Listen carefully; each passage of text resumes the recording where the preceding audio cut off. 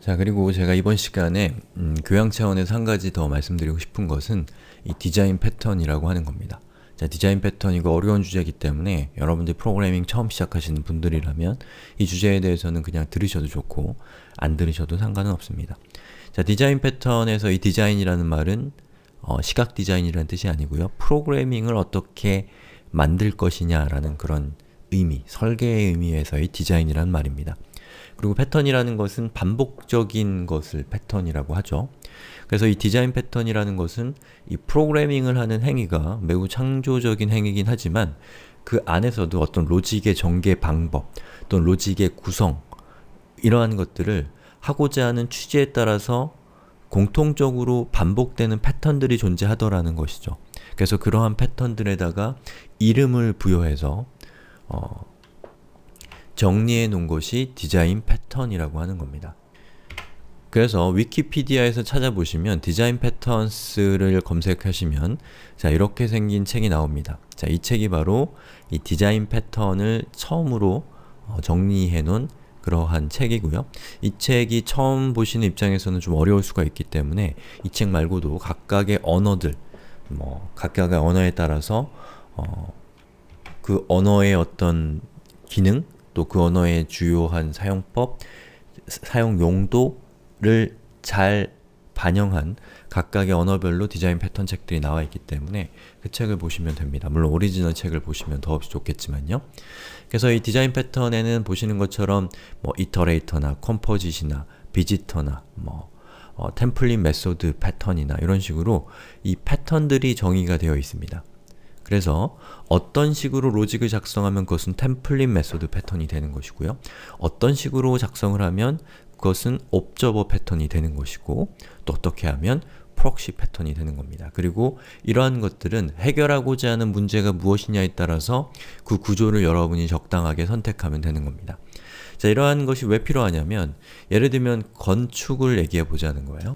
건축에는 공법이라는 것이 있죠. 그래서 다리를 짓는다 그러면 현수교로 지겠다 또는 사장교로 짓겠다 또는 아치교로 짓겠다 이런 식으로 이게 건축에서 공법인지는 제가 잘 모르겠습니다만 이런 식으로 어떠한 형태의 공사 스타일, 어떠한 형태의 이 구현 방법들에 대한 이름이 정해져 있기 때문에 그 작업에 참여하는 사람들 간에 의사소통을 원활하게 도울 수가 있는 것이죠. 첫 번째로는. 그래서 이번에 뭘 하겠다라는 얘기를 그냥 하면 되는 건데 만약에 그러한 용어가 정해져 있지 않다면 무엇을 만들 것인지를 모든 사람에게 일일이 설명을 해야 될 겁니다. 그리고 그것이 반복적으로 진행이 돼야 될 수밖에 없다라는 것이죠. 바로 그러한 점이 기본적인 건축에서 공법의 어떤 의의라고 할 수가 있는 것이고 그것을 수용한 것이, 프로그래밍에서 수용한 것이 이 디자인 패턴이라고 하는 거예요. 그리고 어떤 식으로 건물을 짓겠다라는 그런 방식은 일단은 커뮤니케이션에서도 아주 중요한 역할을 갖지만 그러한 건축 방식이 잘 정리되어 있는 형태로 이 공법화되어 있기 때문에 그것을 건물을 공부하는 입장에서는 그런 공법을 공부하는 것 자체가 건물을 만드는 또는 다리를 만드는 방법을 공부하는 과정이 되는 것이죠. 그래서 이 디자인 패턴도 마찬가지입니다.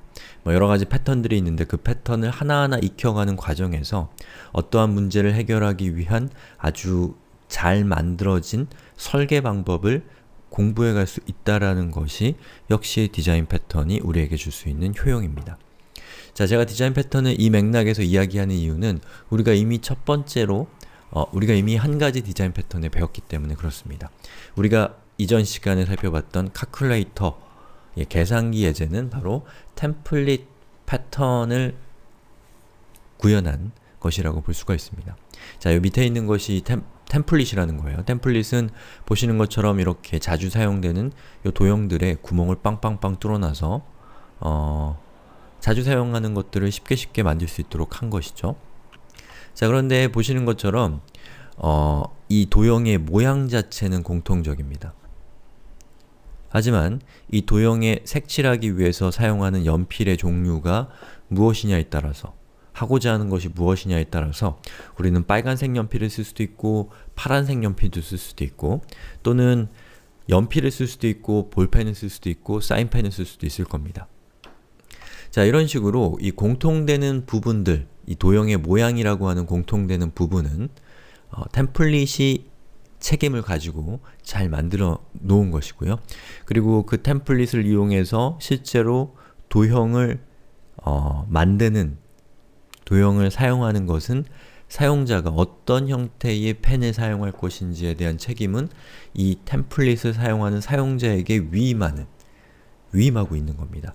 그것을 그러한 형태의 어떤 템플릿이 갖고 있는 그러한 성질을 이용해서 우리가 살펴봤었던 calculator 메소드에서 사용했던 방식들 있죠? run과 sum, average를 run은 상위 클래스에서, sum과 average는 하위 클래스에서 구현했던 그 방식에다가 템플릿이란 이름을 줘서 그것을 템플릿 패턴이라고 정리해 놓은 겁니다.